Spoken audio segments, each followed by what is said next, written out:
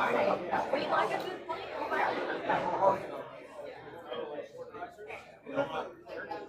I just want to say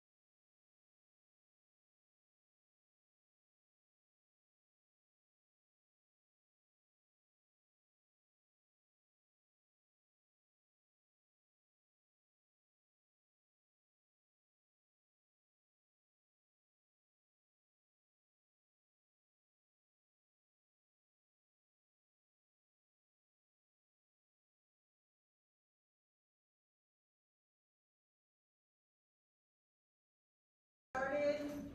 We have a kind of a long agenda.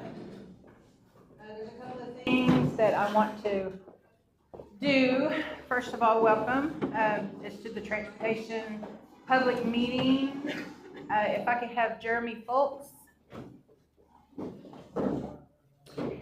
he will be giving our invocation, starting us off the right way.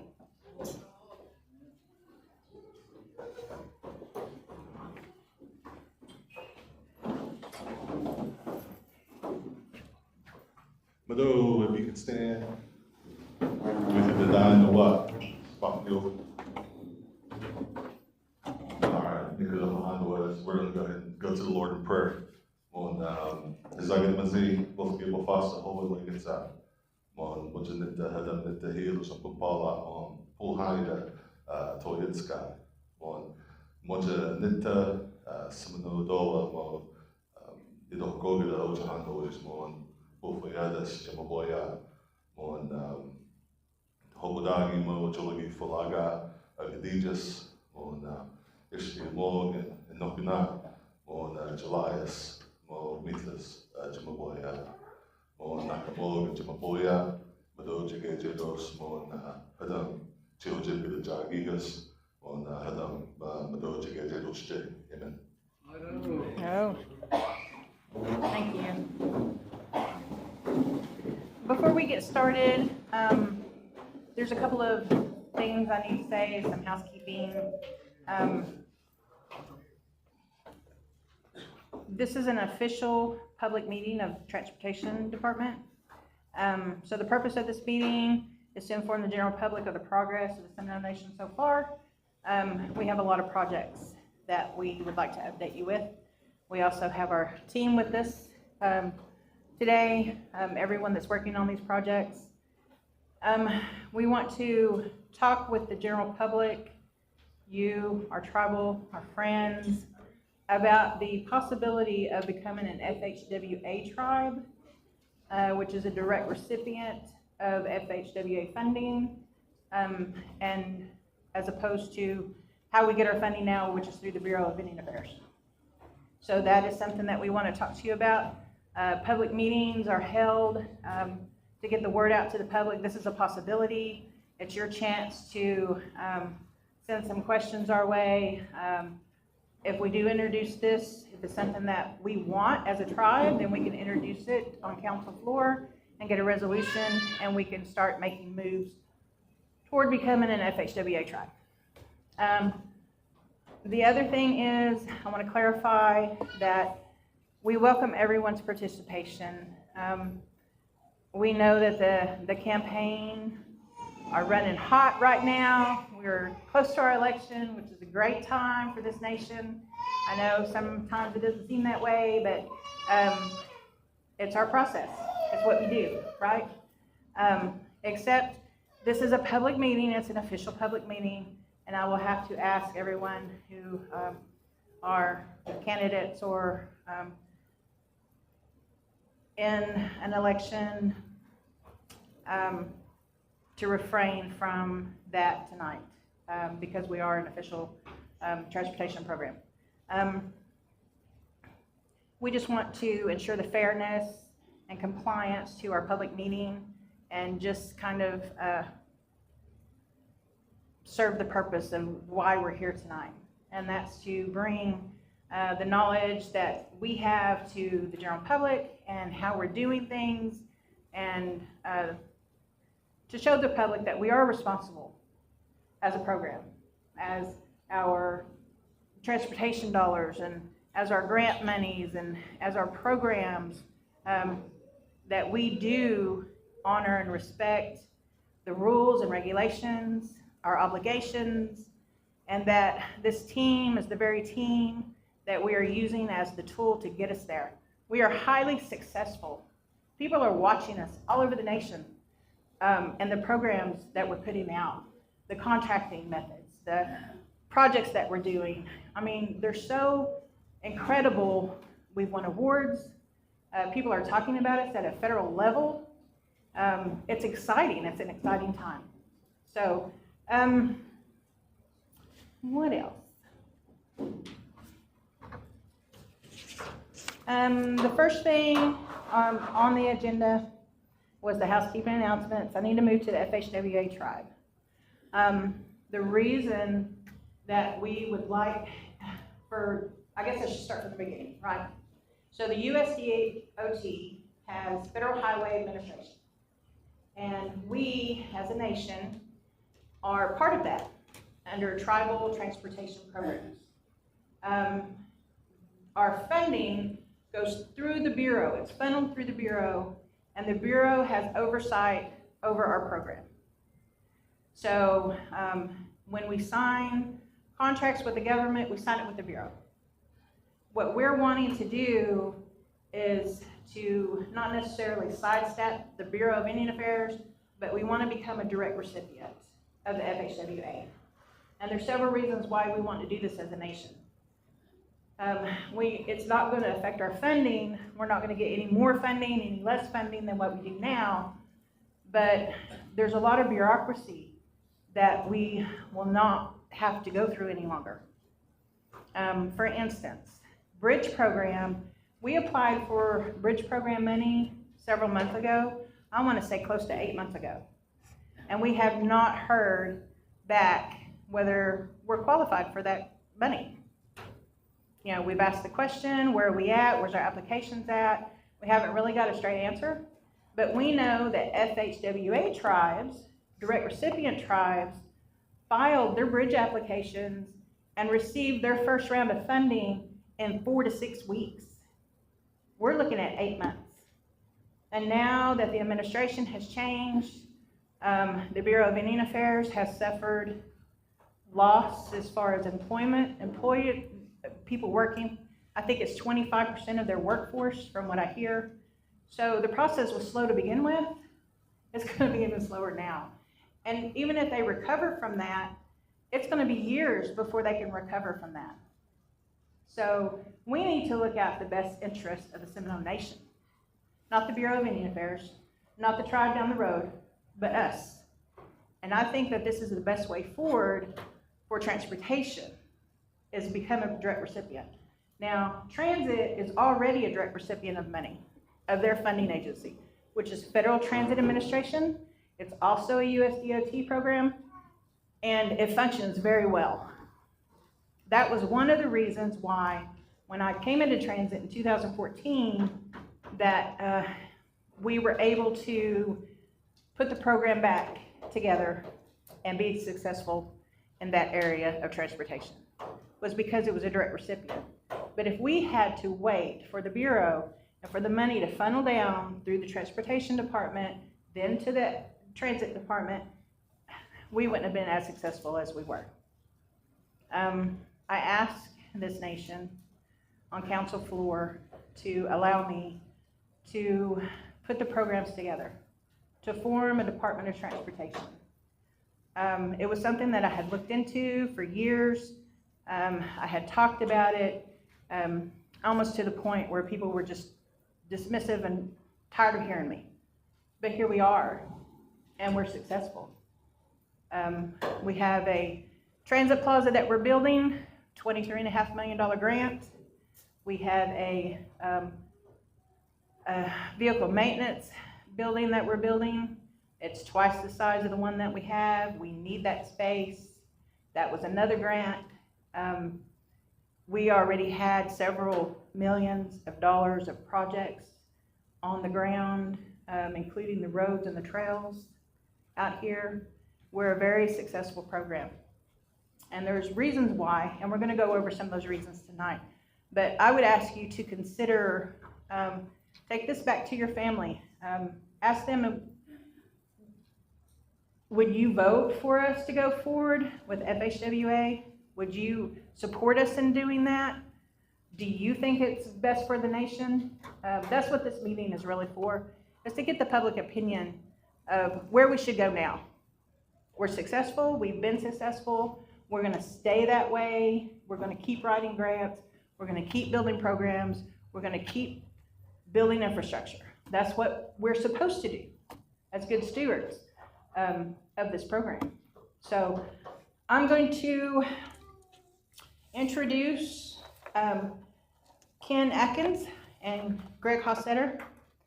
I'll let them introduce who they are.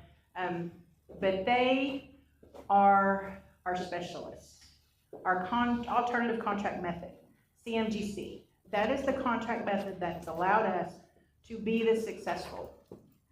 And I would like for them to explain to our tribal members here and online how this kind of works and give you an idea of why it works. So. Thank you, Rachel. Mm-hmm. And thank you all for being here tonight, and congratulations on an incredible program. All of these projects that you see here, you can give thanks because you have incredible leadership, you have incredible staff, and all of you have the foresight and vision to do things differently. And what I mean by that is simply this: the traditional way of delivering projects nationwide, and particularly transportation projects, believe it or not, historically we've done it what we call low bid. Is anybody familiar with low bid, just by show of hands? Low bid method? A low bid is just that. It's a best guess at the price of a project, and usually it's often wrong. And guess what? When you get that low bid at the beginning of the project, it's rarely what you end up paying for the project. In fact, you usually end up paying 20 to 30% more. So with that, you have leadership here that recognize that that's not necessarily the best way to go about doing business, and you have this federal pilot program that Ken's going to talk about. And let me back up just a minute. So I'm Greg Hossetter with Consor Engineers, and this is Ken Atkins with Atkins Engineering. And Greg, you sure don't want me to intro you? You should have introed. I should have. So anyway, the two of us are going to explain just briefly, like Rachel said, a little bit about CMGC and also what we call project bundling. So with that, what I was starting to say is, with the low bid method, you end up often getting a contractor that may be great, but you also may get one that just happened to submit a low price. and then you're stuck with them. So with this way that we're doing business now, the way that you all have decided to move forward using CMGC and project bundling, you get to hand select your entire team. This entire team you see here was hand selected based not on low bid, but based on qualifications. And that's a game changer, because now you're working with a team that you intimately trust. You develop that trust, you work together, you collaborate. We call this collaborative project delivery. So I want you to think of two things tonight. Two federal initiatives, actually three, Ken will remind me in a minute, three federal initiatives, but two that I want to talk about are project bundling and what we call Construction Manager General Contractor, or CMGC project delivery. And very quickly, what that means is project bundling. How many of you have ever bought a meal at a fast food restaurant where you bundle a meal together and you buy the sandwich, the French fries, and the drink all together, right? Does that usually give you some savings over buying those things individually? Hopefully, or you wouldn't do it, right? Same thing with how many of you have bundled together your utility bills? Maybe your cable with your phone and all of that. You do that because it provides savings, right? It's the same thing we're doing here. We're bundling projects together because it gives us efficiencies. It allows one team to handle a variety of projects, which gives us a lot of efficiencies that we can't recognize. It also improves competition. Now, Construction Manager General Contractor is a method that we don't now have a designer design in a vacuum and then turn the set over to a contractor to bid it. We have the contractor and an independent cost estimator come in from day one and work with the owner, work with the engineer. So you have your owner, your engineer, your independent cost estimator, your contractor, all sitting down from day one, collaborating on the best way to design and build the project. It's incredible, and the results nationwide have been really, really amazing. So you're doing things here that have been proven across the country, but you're also doing something that's really amazing, and you should be really proud of yourselves for this road that you've embarked on. With that, I'm going to give it over to Ken. Okay. Well, good evening. Greg said I would speak too long, so let me hear last. So I did want to say that it is an honor to be here because we have gone across the country, and Greg and I really felt led by God to do this about 15 years ago. We were successful at running a program that was the worst program in the nation, and by the grace of God, we turned it into the most successful program in the nation. And that was using this method, but really it's the power of the team. With the right team, you can do anything. So like Greg said, I personally worked with about 150 organizations to set this up. I've worked with probably 50 plus tribes. We've got 11 pilots on right now, and to be honest, arguably this probably has one of the fastest production rates in the nation. So you should be proud of that. So when we started working with the tribes, some of the tribes have the lowest production rates in the nation. We brought this method in. They did all the work, and they ended up having some of the highest production rates in the nation, like Rachel mentioned, that you all have. So arguably, you're probably the fastest program in the nation, which is something to be said. Rachel, how long did it take to build these projects on the first one? What you were here? There you are. I don't have my glasses on, as you can tell. How long would it take to build these? We were averaging a project every 5 years. We put 17 projects on the bundle, on CMGC, that would have taken us at that rate 85 years to complete. 85 years. And you're completing how long? It's about 2.5 years. 2.5 years. So that's why this is so effective. Not only is it effective timelines, it's 50 to 100% faster. This is even faster. It also is 20 to 40% more efficient. So if you look at all the projects that we're doing, in general, you will save between 20 to 40% in money, and you'll save between 50 and 100% in time. And some of my background, Greg asked me to work with, is I started this method with about 15 years ago with the Gila River Tribe. They were the first to use this method. It was successful. They had a small bridge they didn't have the funding for, so we brought in a team. The bridge was supposed to be closed for 8 months. It was a 45-minute detour for the school children, and we ended up brainstorming with a bunch of smart people like this team, and we found a way to close it for 8 days.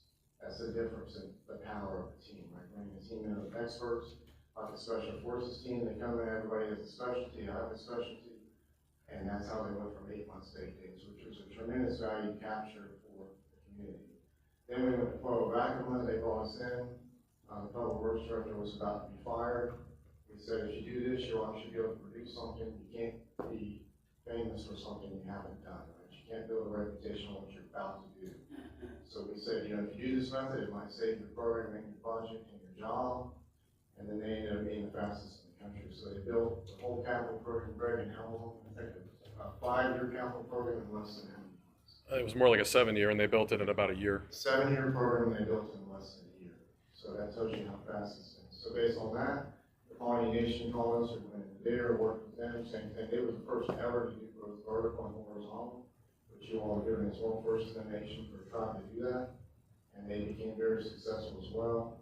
Then Simulation contacted us, we came out and worked with them, and now they're doing their 3rd program, which is just amazing. But they have the most programs that I know of in the nation. So then we went out and worked with the Ware tribe in Alaska, the Eok tribe in Alaska. And then we went back to actually Pueblo Vacuum and started another funding program with them. And it goes on and on and on. Now, this team up here is working with the Kick Crew as well.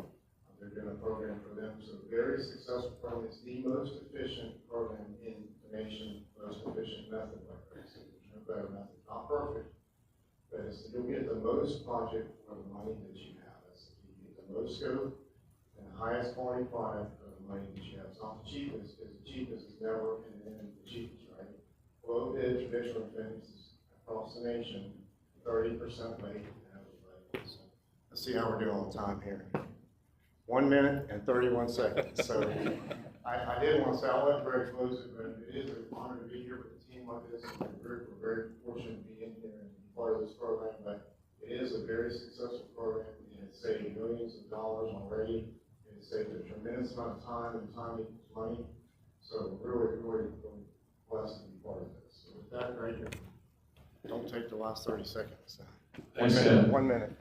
I just want to speak, I think, on behalf of the whole team when I say one thing. We're all passionate about this program. We're all here because we want to be. Honestly, I'm at a stage in my career when I'm getting kind of picky about what I work on, to be honest. I don't work on a program or a project if I don't want to. And that sounds a little arrogant, but I genuinely want to be here, and I know that I speak for everybody at these tables over here when I say that. It is a real privilege because the work that we're doing here is literally life-changing. The impacts that it has on the residents, on the citizens, I've seen it all across the country, and I've already seen it here. It's incredible, and it's such a privilege to be a part of. So thank you.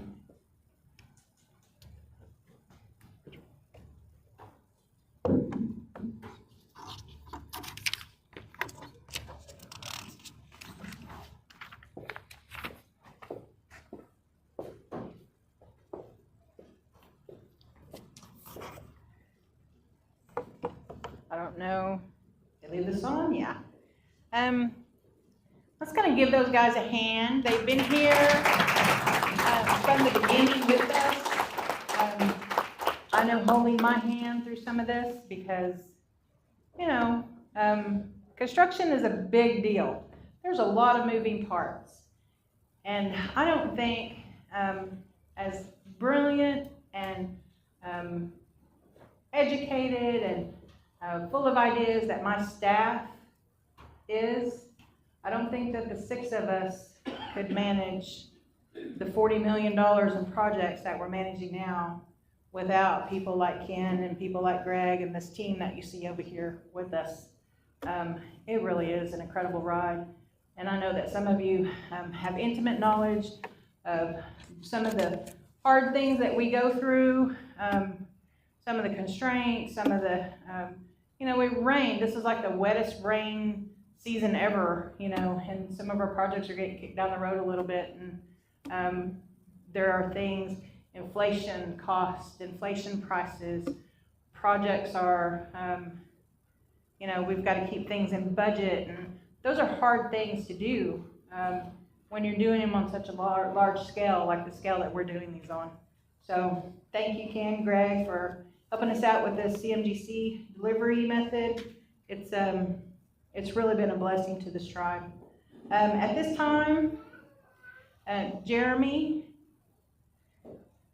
Larney, will kind of give us a rundown of the transportation projects that we're doing. right?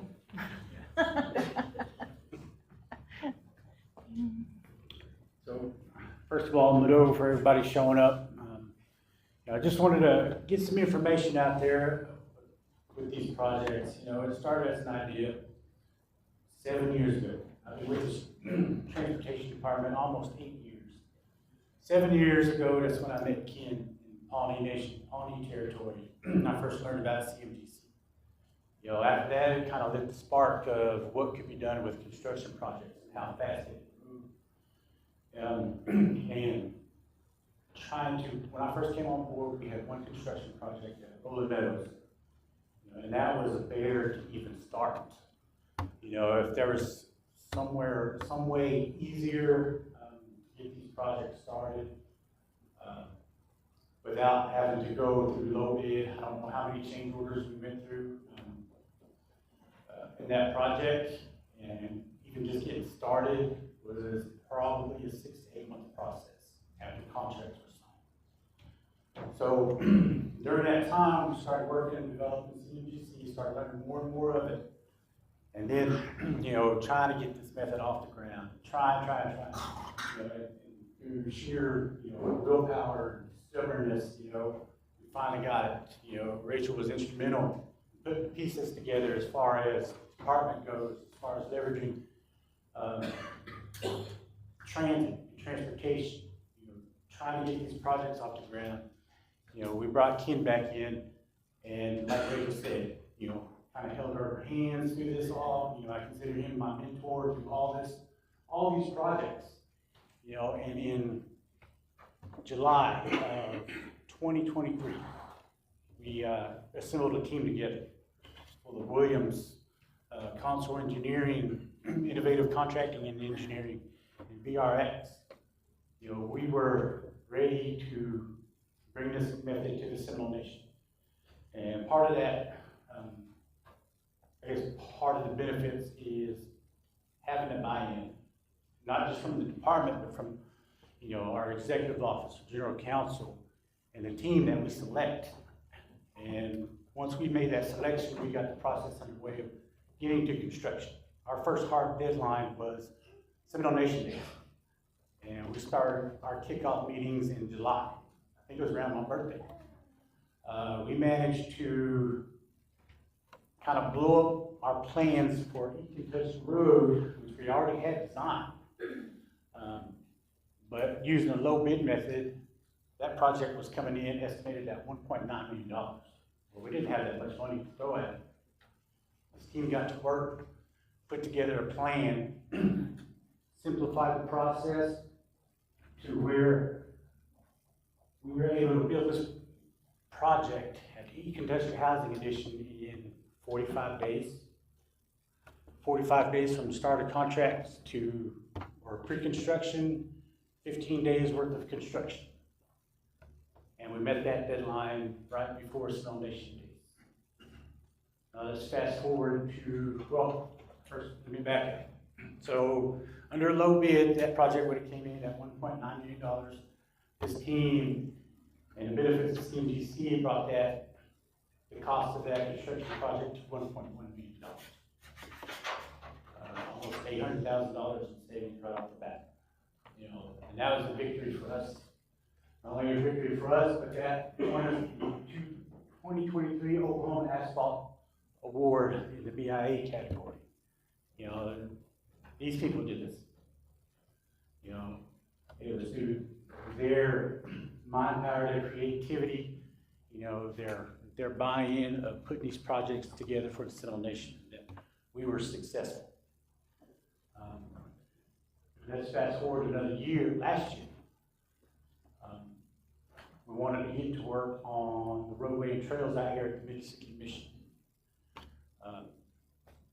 Through design, development, we were sitting just like this, full of all the team members, subcontractors, trying to find a way to make this method work out here at the Mission for the roadway and trails, the new roadway we have, and the trail system we have. We started that process, that construction process, in around this time last year, June of 2024. Williams Contracting were able to substantially complete that project before Sndot Nation Day deadline. 30 days ahead of schedule, right? You know, that's unheard of. That's the benefits of CMGC. You know, and that's why we choose this method for all of these projects up on this wall.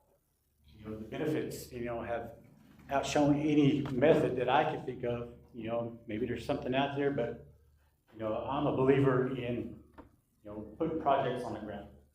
And we have, you know, we've combined several of our inventory to the Mississippi Mission road trails. I think there's probably like 3 or 4 projects included in that, just that construction project alone.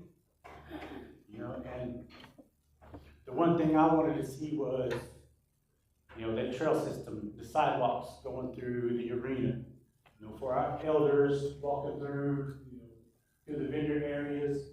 You know, that wasn't possible, you know, a year ago, 2 years ago. It was all gravel, dirt and grass, you know, through, you know, executive office, you know, putting more amenities out there. You know, we were able to put a grand plan together for the Mississippi Mission. You know, and as you can see on the weekends, if you come out here, this place is busy, busier than it ever has been.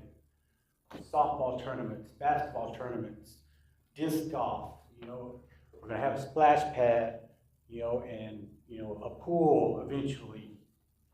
You know, all that's being worked on right now as we speak, you know, and that's the benefits of CMGC. You know, I'm only up here speaking to, you know, the projects that we're currently involved in, but so we have like several more coming up. We're working on the local access road right now.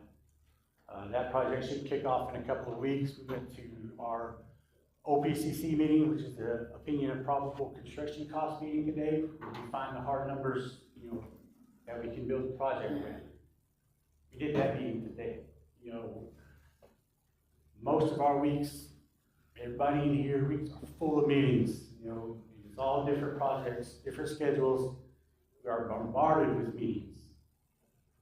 But, you know, it's everybody's buy-in, you know, to help this community. I mean, they're the ones putting the project on the ground. You know, they're the smart people in the room. We give them the vision and the overall goal, and they create it. You know, so I can't thank them enough. I mean, they've saved us time, money, effort, everything.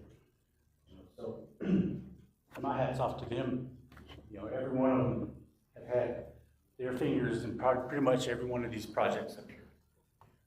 You know, so I think after our Wewoka access road construction begins this summer, we're looking at vehicle maintenance, our vehicle maintenance project. You know, and that's being constructed. That's an FDA grant. I'm sure Mariah can speak more to that, but you know, everything's in collaboration. We have 2 separate teams working on our vehicle maintenance facility and our transit plaza. You know, and through their collaboration, you know, they're working together to bring cost savings, time savings for both of those projects. You know, so I just kind of wanted to give a little insight to the projects, the transportation projects that we have done so far and that we're continuing to do. Rachel has also written a grant. We should know more about the build grant around June 28th, I believe. 4 days. 4 days, and that's 4 days. a $6.4 million grant. 6.4 million, so cross your fingers. Fingers crossed that we get that. And that's for the shovel-ready projects that are already designed for out here to make parking lots for Head Start, parking lots for OAP, food distribution, expansion of this parking lot to the south side, you know, of the grassy area. We have a lot on the table, so it's been a lot of work. It continues to be a lot of work, and you know, I just can't, you know, thank the department enough, thank this team enough that we've assembled. You know, so Mado to everybody in here for having the faith and support that we needed to get these projects off the ground. So I appreciate it. Thank you. Thank you, Jeremy. You know, you've been a really, really big part of this whole thing as well, so yay.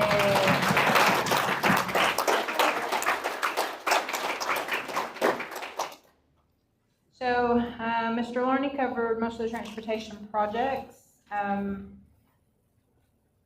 As most of you know, we've got 2 going on at the Phillips property, phase 1 and phase 2. They're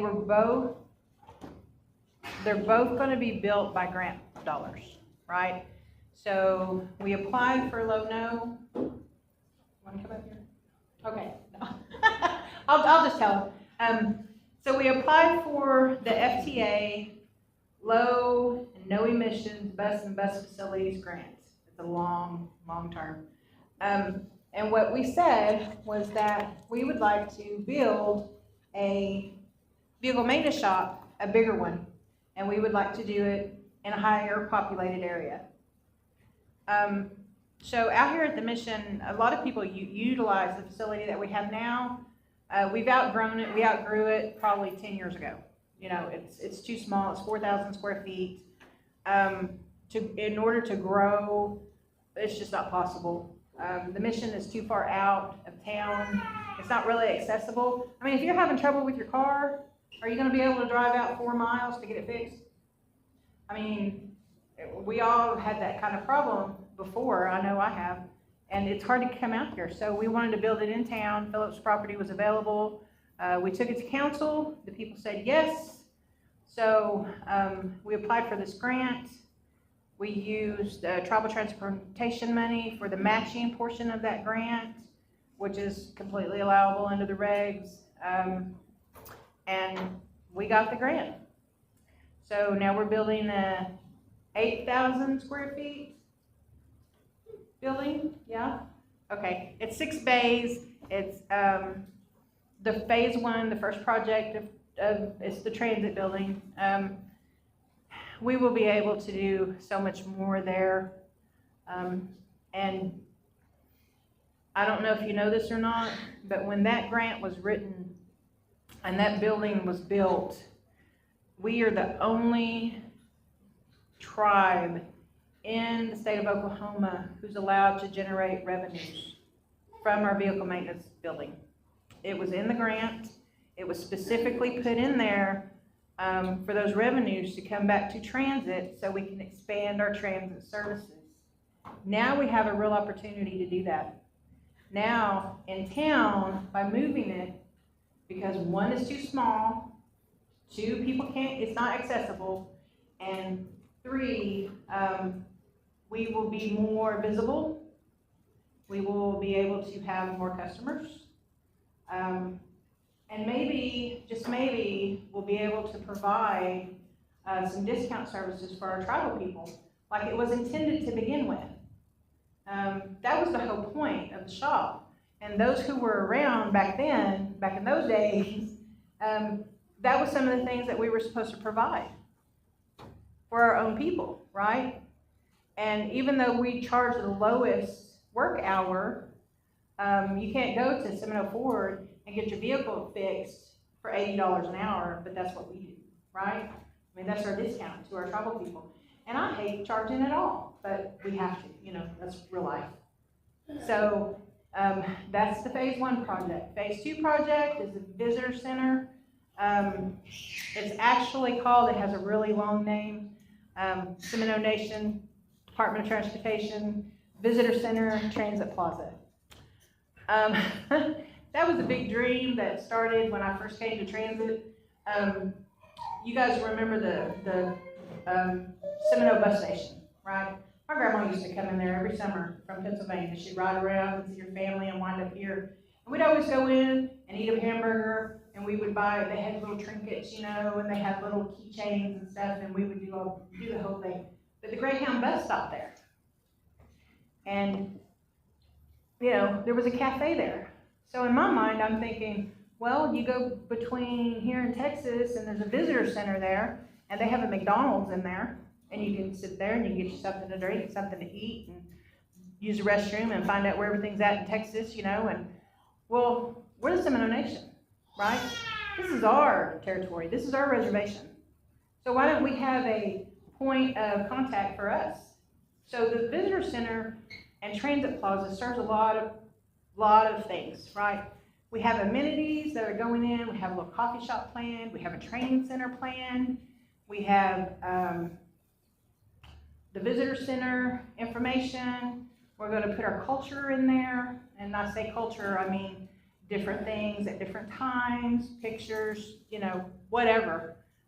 Patchwork's a big deal, we're looking at different clans, we're looking at all kinds of things. But we want people to be able to stop there and say, hey, this is Seminole Nation. You know, this is who we are. And we want to be able to provide that, right? There was a tornado that came through Seminole. How long ago, Mariah? 3 years? When it came through, it hit some of the highest native populated areas in the city of Seminole. You know, we had a lot of displacement, a lot of people who lost their homes because they rented and then the landlords didn't fix them and they had to move elsewhere. And some of them got back in their homes, but the neighborhood's really not the same. We lost businesses, you know, in this city. We lost all kinds of things. And one of the things that nobody had was a place to go, right? So in this visitor center, in the bottom floor, and this team over here is trying to figure out the best way to do this, the best way to get this to the Seminole Nation. We're building a storm shelter. And that storm shelter is going to be open to the public. And it will hold, I think it's 800 to 1,000 people. So never again do I want my native people caught up in a tornado. It's a scary thing. It really is. So sorry. I get a little emotional. Because I've been there, and I don't want anybody else to have to go through that. So I appreciate it. I'm glad that this team is here. Ken and Greg, they brought us the best people in the business. SEMA Construction over here is working on our transit plaza. We have Stronghold over here who's working on our vertical for our vehicle maintenance shop. So I would like to introduce at this time the team. I'm actually going to let them come up and introduce themselves, and I want them to be able to let you know who they are, and you can come and talk to them and ask questions to them, and kind of let you know who's doing what on what project. So we want to start over here? Sure. Sure. Hey, I'm Celio Torres. I am half of Form Design Studio. We are very fortunate to be working on the maintenance facility as well as the transit plaza and visitor center, along with Green Couch. And we're also kind of working with Green Couch on some of the other projects. You don't need to say anything, Chip? I'm Caleb. I'm with Green Couch Design. My wife is my partner in that business. And we're working, as Ilya said, on the visitor center. We're also working on the pool, Head Start projects, all of those that were part of the ARC program. So that's what we're doing.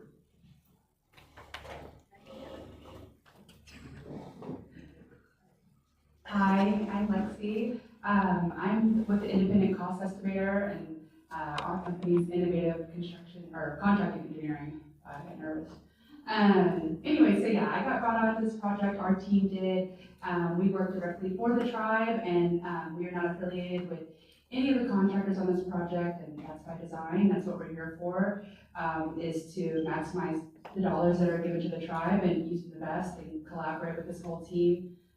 And we're really excited to do that, and we do that for a lot of different tribal programs across the country, as well as general construction, but that's what we specialize in, and that's what we get to do, is just to use our dollars best for the tribe and be the tribe's advocate, and just come with the best solution and work with everybody here. It's been really fun, and we're really glad to get to do the work here, so thanks.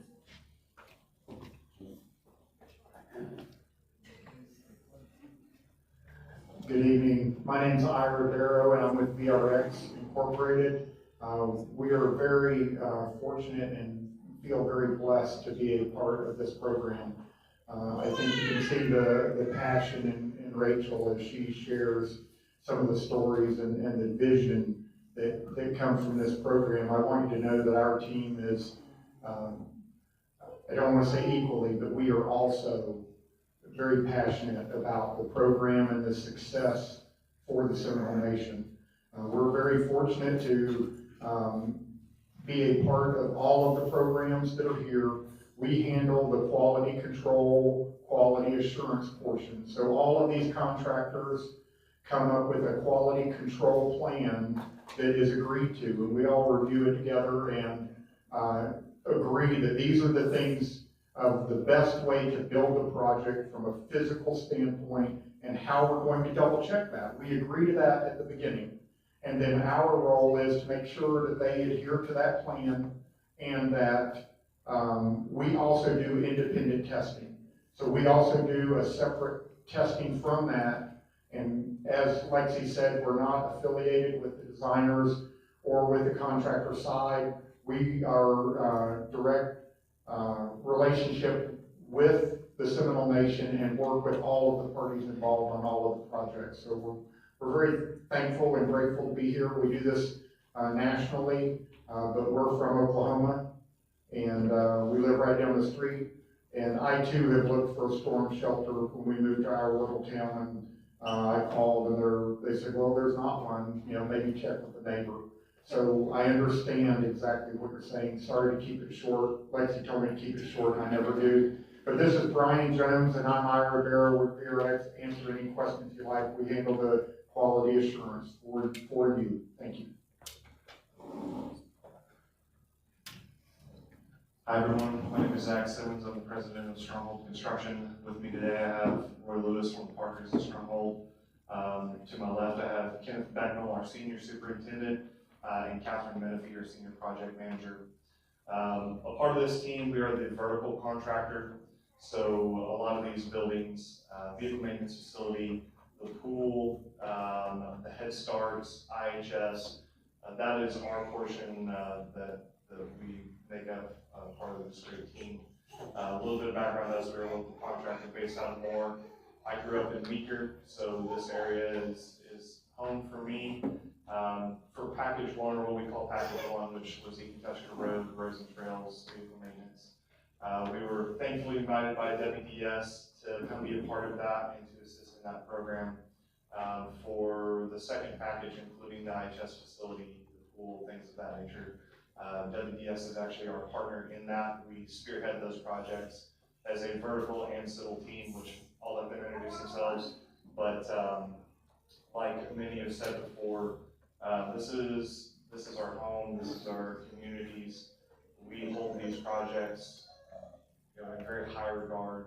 We're honored to be here, and we're thankful to be a part of the growth and expansion of this nation. So thank you again.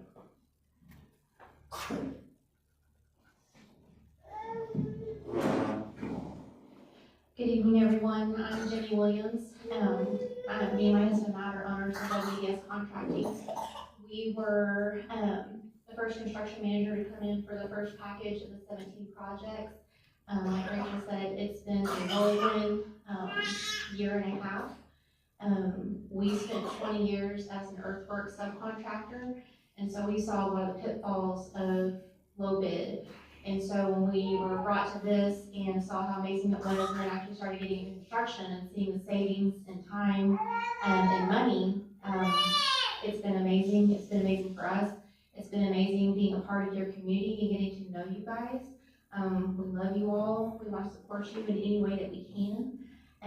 So we're over, like I said, the first bundle, Ecotushka Road, Mexico Mission, vehicle maintenance.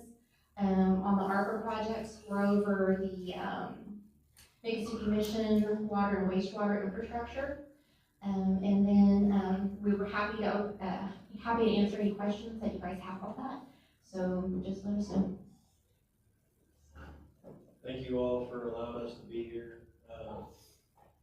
Just the vehicle alone with CMGC is something that is an amazing experience to just be a part of as a contractor. you know. So thank you guys for being innovative enough to give us the opportunity to help do our part. Thank you.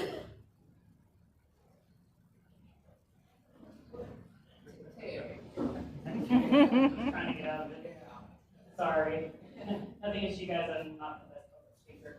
I'm Tammy Robinson, I'm the chief estimator for Haskell Lemon Construction. We are involved with WDS as the paving contractor after on all of these projects, especially You Can Touch Go Road and the mission projects that were done here. We also provide a check on a consort just to keep them in line. Try to provide some innovations related to design as well. Since I have that background myself as well. So again, we'll be up here happy to answer any questions and thrilled to be a part of y'all's program. Thank you very much. Good evening again. You've already heard from me quite a bit, so I'll be brief.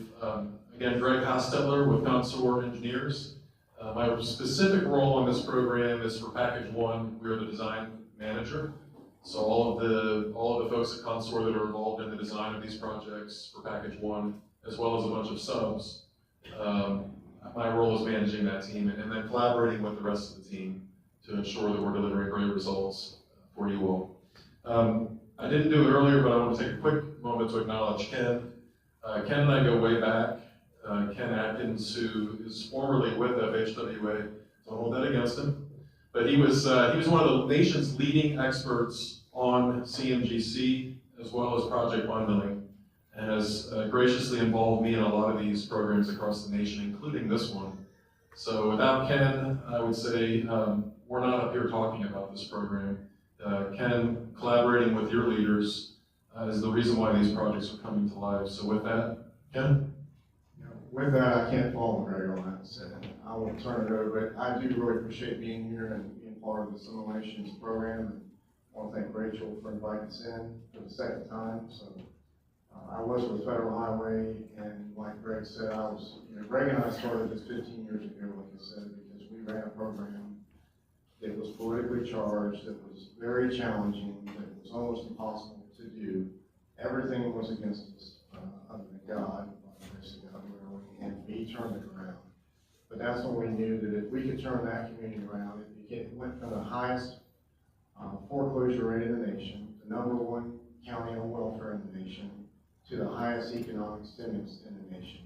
And that's when we said we found something bigger than us. And we said we want to be part of this. We prayed it up. We started a consulting firm. We started going around the country and telling our story. Then the feds picked us up on our highway, asked us to tell our story with them. And that's why we're here today. So we started to tell how we did this, why we did it, and so what is it will change communities as we know it. There's no other method, like Greg said, that does what this does, and it's a blessing to be part of it. And I will turn it over to Jeff. And Ira, just by the way, I made my time. I was going to say, Ira, I just got to stay under your time, and I'm good, right?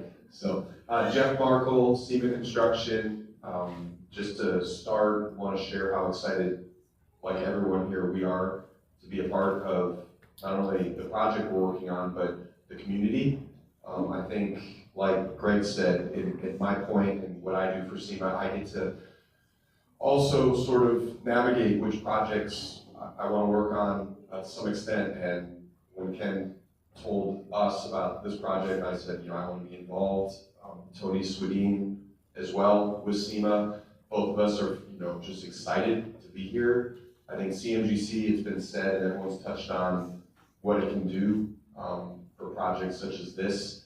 I'll just say, we're firm believers in CMGC. We've seen what it can do. I've actually been fortunate enough to know and work with Ken for 10 years now. I think we've been involved in 4 or 5 projects at over $1 billion. And, for this particular opportunity, knowing that we worked with so many of his team members before, it was a no-brainer for us, and SEMA is very excited to be partnered with Seminole Nation for the Visitors Center Transit Plaza project. And also, working with the other contractors here in the room. We're going to be sharing a site. I think everyone's going to have the same common goal of what's best for Seminole. That's what we put first at the top of our list. And no matter what innovation, what risk management we can perform, it's always with your community front and center. You know, for this project, SEMA, obviously we have a ton of CMGC background. We want to bring some of those ideas to your community.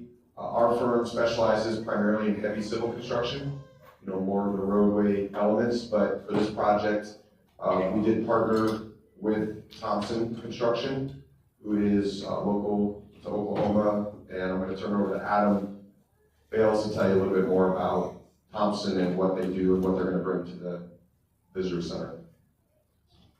All right, thank you guys. Appreciate the opportunity to be here tonight and to be part of your projects. My name is Adam Bales. I'm with Thompson Construction. I'm the Director of Pre-Construction Services. We're responsible for the vertical construction on the visitor center. And again, just proud to be part of the projects and see the community grow and prosper. Rachel mentioned something about the storm sheltering. I was part of the May 3rd tornado, so near and dear to my heart that a community can have a place to seek shelter in the case of a tornado. And again, we're excited to be here. We are one of the largest Native American construction managers in the state of Oklahoma. So, thank you.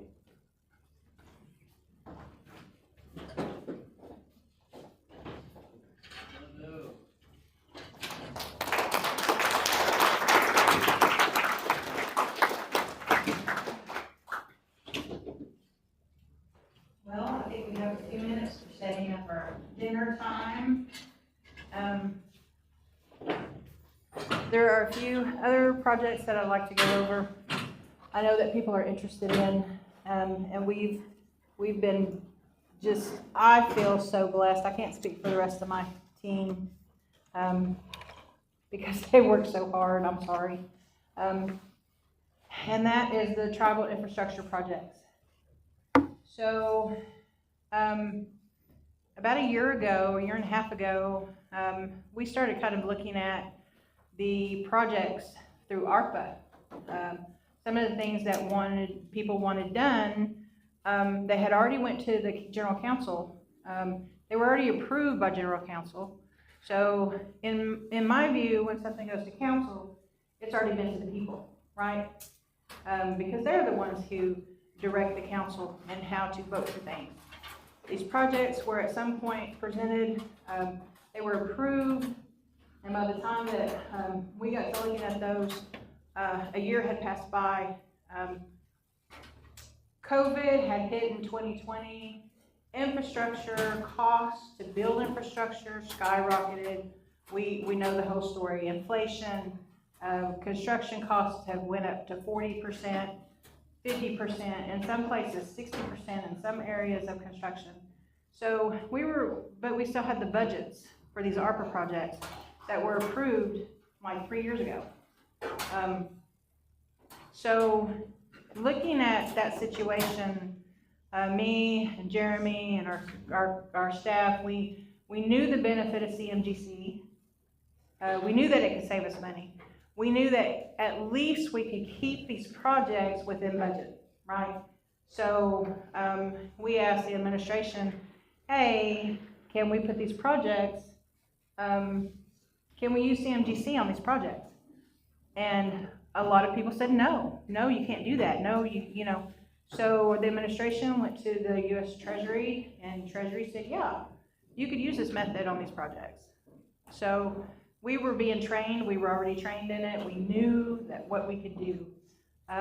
Long story short, a year ago, we got these projects under contract, and the money was obligated December of 24, which was the federal deadline for that money to be obligated. We could have had to have sent that money back, and we would have lost out on some key things, key projects. I mean, I heard, well, you know, what are you doing as a nation for our elders and for our children?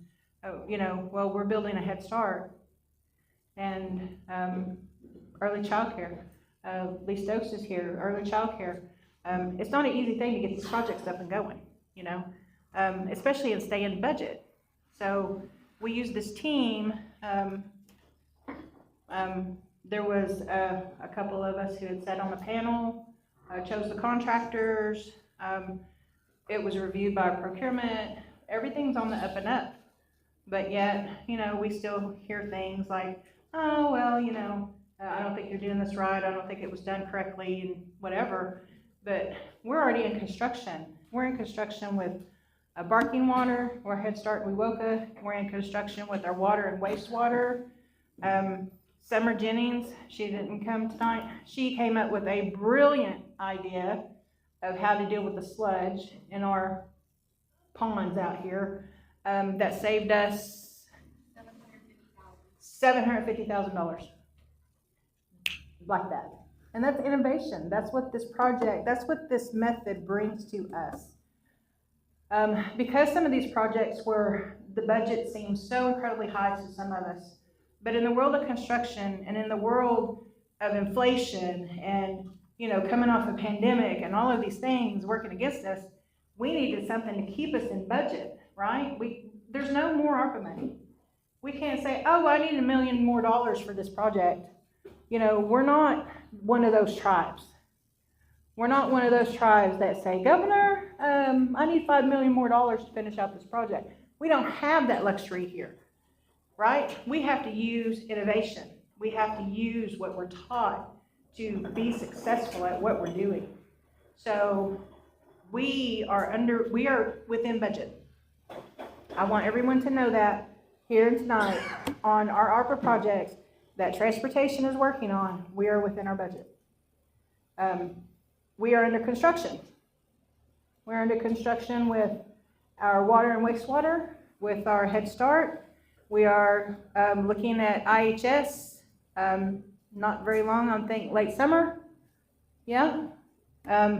So we're going to simultaneously build, 4 or 5 projects at the same time. Now, you don't really see the progress now, but you will.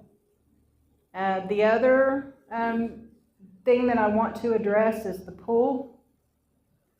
The resolution that went to council, I think, in my own personal opinion, nobody else's opinion, was incorrect in saying that we could build an Olympic-sized pool. That was impossible with that budget from the beginning. I don't think that it was understood how enormous that of a task that would have been, or how much that would have cost. So looking around at an Olympic-sized pool right now, we're talking about $8 million right off the bat. And then you're looking at maintenance costs, you're looking at lifeguards, you're looking at so many things. The city of Seminole had a big pool. You guys remember that? You go to the big pool and swim and be there all summer? I did. Well, it's no longer there. I don't know if y'all noticed it. Because it's too expensive. It's too expensive to run. It's too expensive. Well, recreational things weren't really allowed under ARPA, right? I mean, it was health and wellness. And our health and wellness was what we envisioned, really. And for the budget that we had, we didn't de-scope anything. We didn't say, oh, we have this big, huge thing, and now we have to pull it back because we don't have the money. We scoped to our budget.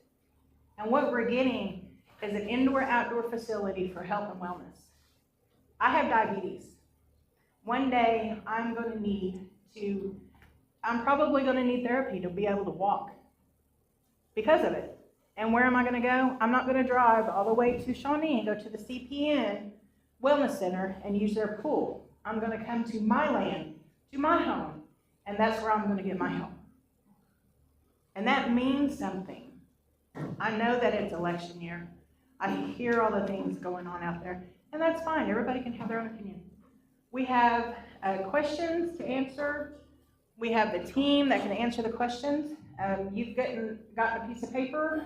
Write your questions down. Come and talk to our team. We're about to eat. I'm kind of trying to wrap this up.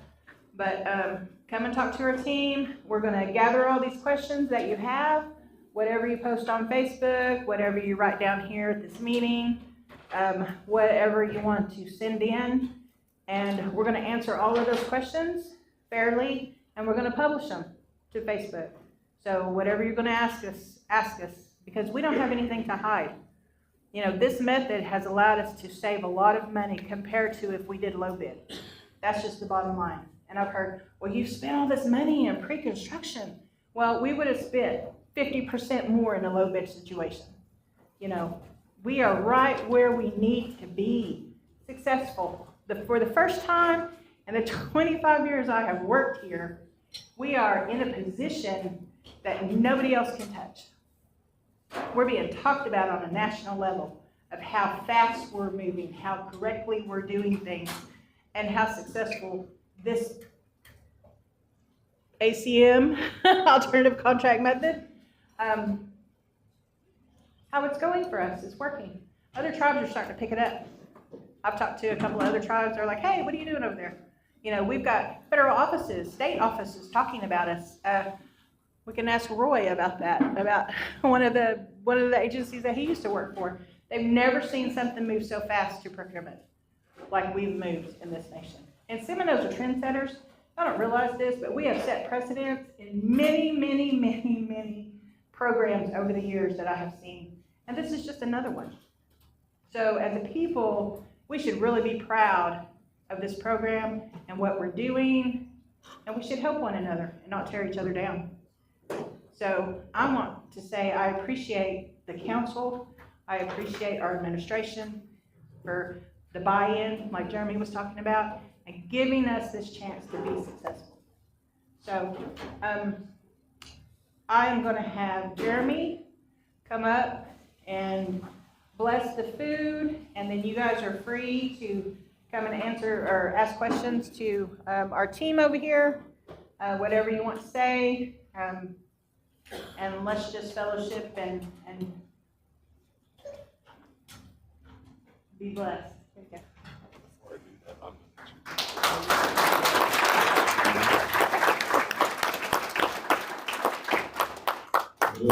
Before I say the prayer for dinner, we have a special young lady in the audience tonight, and I'd like her to come introduce herself. Miss Annalise Martinez, Junior Miss Seminole Nation. And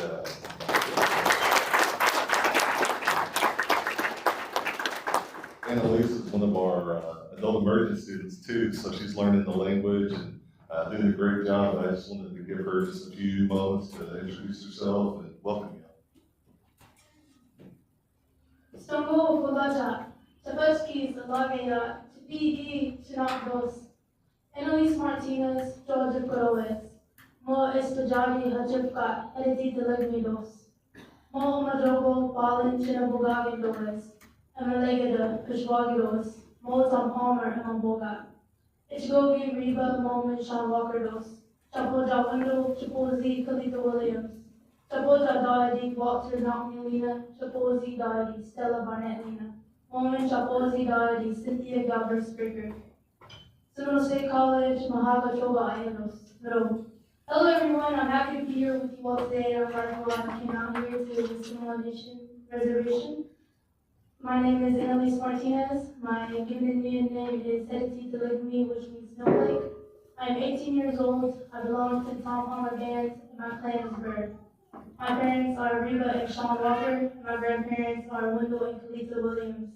My great-grandparents are the late Walter Knockney-Lena and the late Stella Barnett-Lena. My great-grandmother is the late Cynthia Galbraith-Spricker. I currently attend Seminole State College, where I am majoring in computer science. Paliokolin, Ostogagin, Paliokolin, Chakibugagin, Junior Miss Esti Seminole Odoa the West. I'm the 2024-2025 Junior Miss Seminole Nation of Oklahoma. Maro Omabaheji, Mirigos Cha, Maro.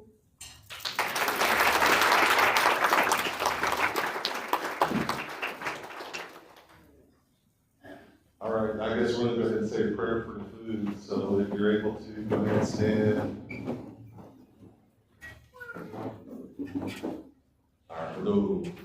Zagit Mazi, Bofki Babasa Home, on Adam Jimoma, Yejia, on Monjanita, Adam Dita Hilas Pupala, on Umhai, Toyatska, on Heoi, Homada, Homahania, Bundakwija, Hithka, Umhayatska, on Heoi, Taniki, Bokofako, Bokichogi, Morga, Boya, on Madoja Gauges, on Hegoada, Ogada Heathen, Othahana Zudos, on Hada Madoja Gauges, Amen. Thank you. I think it's going to be a few more minutes before they're ready for us, so if you guys just want to fellowship around, talk to our construction people, I think that we would enjoy it.